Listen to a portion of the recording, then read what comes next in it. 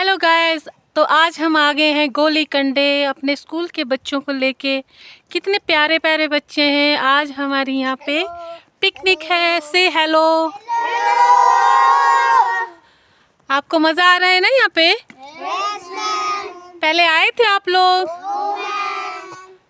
अच्छा, तो थोड़ा सा ये बता दो कि आप लोग आज क्या क्या करने वाले हो, क्या प्लान है आपका? आज हम ट्रैकिंग करेंगे और चलते हुए खाना खाएंगे, डांस करेंगे और स्नैक्स खाएंगे और खेलेंगे और थोड़ा पैदल चलेंगे और ऊपर पहुंच जाएंगे और मजे करेंगे। फिर उसके बाद हम घर जाएंगे। तो बाय बाय।